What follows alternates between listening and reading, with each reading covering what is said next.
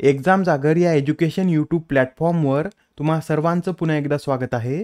मित्रांनो, या आधीच्या सत्रामध्ये तुमच्यासाठीचा प्रश्न होता, खेलो इंडिया विंटर गेम्स 2024च्या शुभंकराला काय नाव देण्यात आले? या प्रश्नाचं योग्य उत्तर आहे पर्याय क्रमांक 3, म्हणजेच या शुभंकराला शीन एशी असं नाव देण्यात आलेलं आहे. आजच्या सत्राचा पहिला प्रश्न पहा. राष्ट्रपिता महात्मा गांधी यांना समर्पित देशातील पहिले सर्वात मोठे बापू टावर कोणत्या राज्यात निर्माण करण्यात आले? तर आता देशातील पहिले सर्वात मोठे बापू टावर हे बिहार या राज्यामध्ये निर्माण करण्यात आलेलं आहे. बिहारमध्ये कुठे? तर बिहारची राजधानी पटना येथे या टावरची निर्मिती करण्यात आली असून हे टावर एकूण 120 फूट उंच आहे व यात 6 मजले देखील आहेत. आणि ही जी टावरची गोलाकार इमारत आहे त्याच्या बाहेरील भिंतीवर तांब्याचा थर लावण्यात आलेला आहे. हा थर देण्यासाठी एकूण किती तांबा लागला आहे? तर 42,000 किलो इतकं तांबं यासाठी लागलेलं आहे. या बापू टावरचं बांधकाम हे 2 ऑक्टोबर 2018 रोजी सुरू झालं होतं आणि 6 वर्षानंतर म्हणजेच 2024 मध्ये आता याचं अनावरण करण्यात आलेलं आहे. प्रश्न क्रमांक दुसरा पहा. हा एक मल्टीलायनर प्रश्न आहे. यात आपल्याला योग्य विधाने ओळखायची आहेत. पहिलं विधान पाहूया. लालकृष्ण अडवाणी हे भारतरत्न पुरस्कार मिळवणारे 50वे व्यक्ती ठरले आहेत. आता लालकृष्ण अडवाणी यांना भारतरत्न पुरस्कार जाहीर झालेला आहे व ते हा पुरस्कार मिळवणारे 50वे व्यक्ती ठरले आहेत. म्हणजेच पहिलं विधान हे पूर्णपणे बरोबर आहे. नेक्स्ट विधान पहा. 2015 मध्ये लालकृष्ण अडवाणी यांना पद्मविभूषण पुरस्काराने सन्मानित करण्यात आले होते. आता लालकृष्ण अडवाणी यांना पद्मविभूषण पुरस्कार मिळालेला आहे का? तर त्यांना हा पुरस्कार मिळालेला आहे व त्यांना हा पुरस्कार 2015 मध्ये देण्यात आला होता. हे विधान सुद्धा बरोबर आहे. आता शेवटचं विधान पाहूया. ते भारताचे 8वे उपपंतप्रधान होते. तुम्हाला हे तर माहीतच असेल, अटल बिहारी वाजपेयी पंतप्रधान असताना लालकृष्ण अडवाणी हे उपपंतप्रधान होते. पण ते आता 8वे उपपंतप्रधान होते का?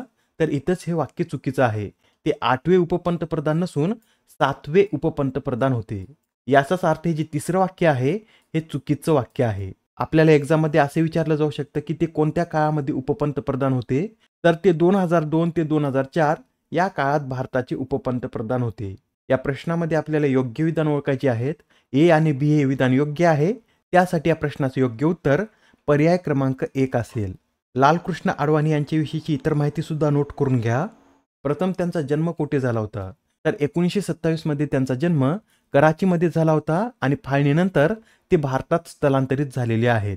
वयाच्या 14व्या वर्षी ते RSS मध्ये सुद्धा सामील झाले होते व ते 1951 मध्ये श्यामाप्रसाद मुखर्जी यांनी स्थापन केलेल्या भारतीय जनसंघाचे सदस्य बनले होते. एक्झाम मध्ये याआधी असा सुद्धा प्रश्न विचारण्यात आलेला आहे की भारतीय जनसंघाची स्थापना कोणी केली होती?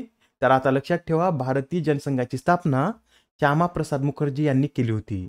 बरं, आता हे जे अडवाणी आहेत हे प्रथम राज्यसभेचे सदस्य कधी बनले होते? तर 1970 मध्ये ते प्रथम राज्यसभेचे सदस्य बनले होते व 1973 मध्ये ते जनसंघाचे अध्यक्ष देखील झाले होते आणि 1977 मध्ये सार्वत्रिक निवडणुकीपूर्वी जनसंघ हा जनता पक्षात विलीन करण्यात आला होता व जनता पक्षाच्या विजयानंतर मोरारजी सरकारमध्ये त्यांनी माहिती आणि प्रसारण मंत्री हे पद भूषवलेलं आहे.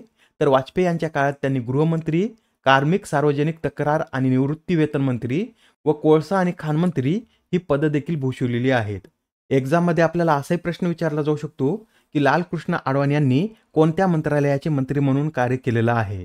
तर त्यांनी माहिती आणि प्रसारण मंत्री, गृहमंत्री, कार्मिक, सार्वजनिक तक्रारी आणि निवृत्ती वेतन मंत्री व कोळसा आणि खाण मंत्री म्हणून कार्य केलेलं आहे. ते भाजपचे 3दा अध्यक्ष देखील होते आणि त्यांनी ऑर्गनायझर या वृत्तपत्रात सहाय्यक संपादक म्हणून देखील कार्य केलेलं आहे. आणि मित्रांनो, 2024 मध्ये अजून एका व्यक्तीला भारतरत्न पुरस्कार जाहीर झाला आहे व ते कोण आहेत? तर कर्पूरी ठाकूर यांना सुद्धा भारतरत्न पुरस्कार जाहीर झालेला आहे. याआधी 2019 मध्ये प्रणव मुखर्जी, भूपेन हजारिका आणि नानाजी देशमुख यांना हा पुरस्कार देण्यात आला होता. 2015 मध्ये पंडित मदन मोहन मालवीय व अटल बिहारी वाजपेयी, 2014 मध्ये प्रोफेसर CN राव आणि सचिन तेंडुलकर, तर 2009 मध्ये पंडित भीमसेन जोशी यांना हा पुरस्कार देण्यात आला होता. यामधील अजून काही फॅक्ट लक्षात ठेवायचे असेल तर हे लक्षात ठेवा. हा पुरस्कार 1954 पासून देण्यात येत आहे व हा पुरस्कार प्रत्येक वर्षी द्यावा असं कोणतेही बंधन नसून एका वेळी हा पुरस्कार 3 व्यक्तींना देण्यात येऊ शकतो. भारतरत्न पुरस्कार मिळवणारे सर्वात तरुण व्यक्ती कोण ठरले होते? तर सचिन तेंडुलकर हे 2014 मध्ये भारतरत्न पुरस्कार मिळवणारे सर्वात तरुण व्यक्ती ठरले होते. आता हा प्रश्न पहा, यात काय विचारला आहे? तर 2024च्या पॅरिस ऑलिम्पिकसाठी मशाल वाहक म्हणून खालीलपैकी कोणाची निवड करण्यात आली? तर 2024 मधील पॅरिस ऑलिम्पिकसाठी मशाल वाहक म्हणून अभिनव बिंद्रा यांची निवड करण्यात आलेली आहे.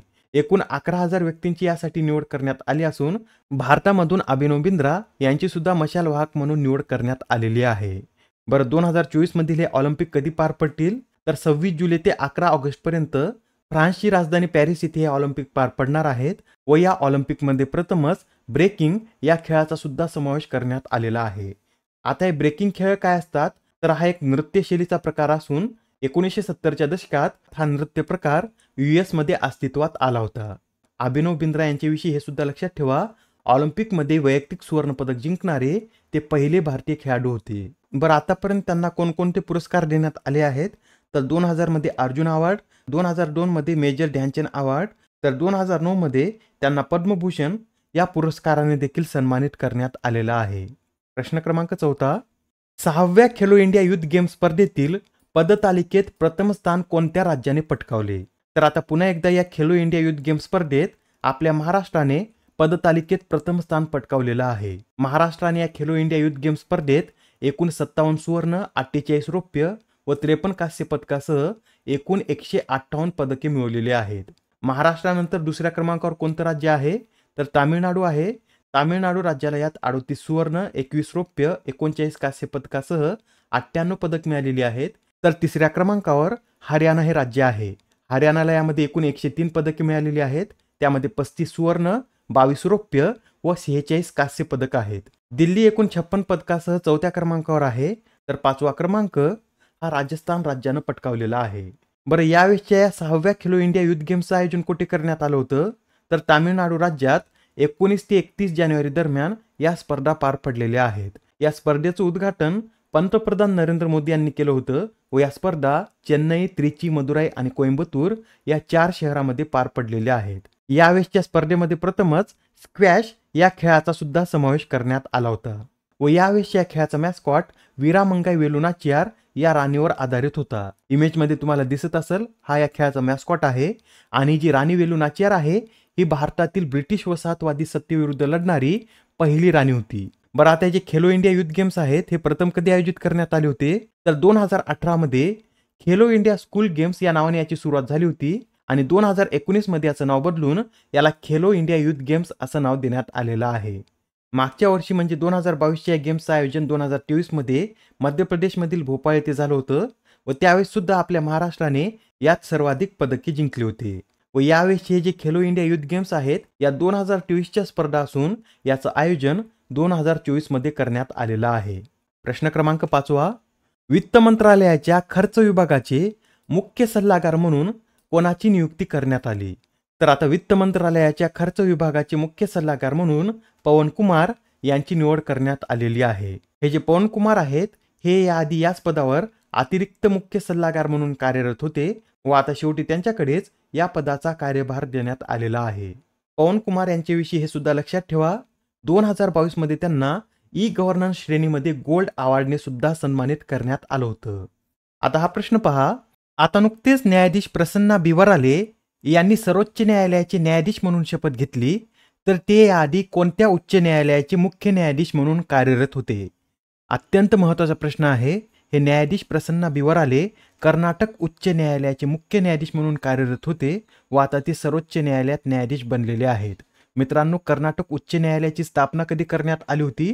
तर 1884 मध्ये या कर्नाटक उच्च न्यायालयाची स्थापना करण्यात आली होती.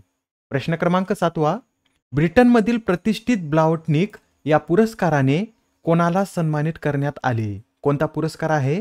तर ब्लावटनिक हा पुरस्कार असून या पुरस्काराने राहुल आर नायर, मेहुल मलिक आणि तन्मय भरत या 3 भारतीय वंशाच्या वैज्ञानिकांना सन्मानित करण्यात आलेला आहे.